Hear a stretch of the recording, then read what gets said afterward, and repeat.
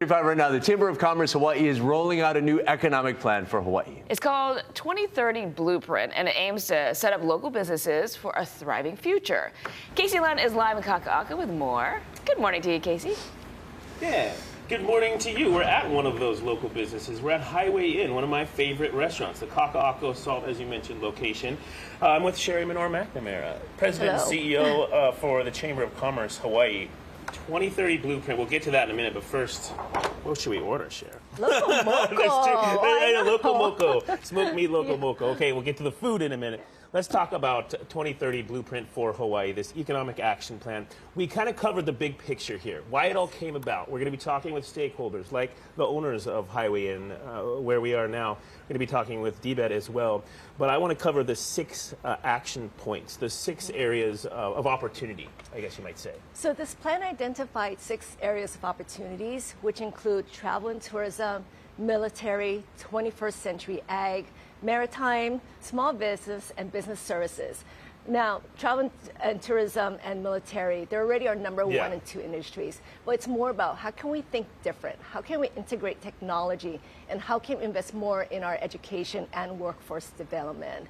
And the other areas as well. And so of those 3 kind of non-military, non-tourism, of those 3 that are kind of new, I want to kind of hone in on maybe one that you think could kind of lead the way.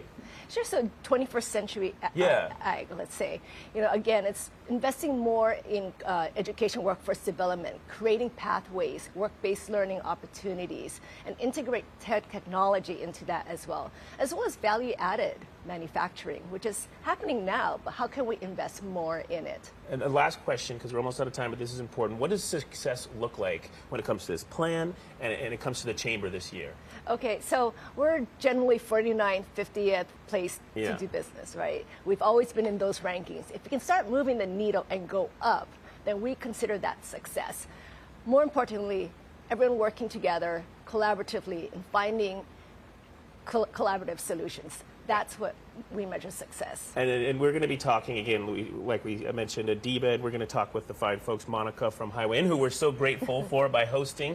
Okay, well, I'm going to send things back to Stephen Grace. If you want to learn more about this plan, there is some really easy to digest pieces of information on the folks' website that they have.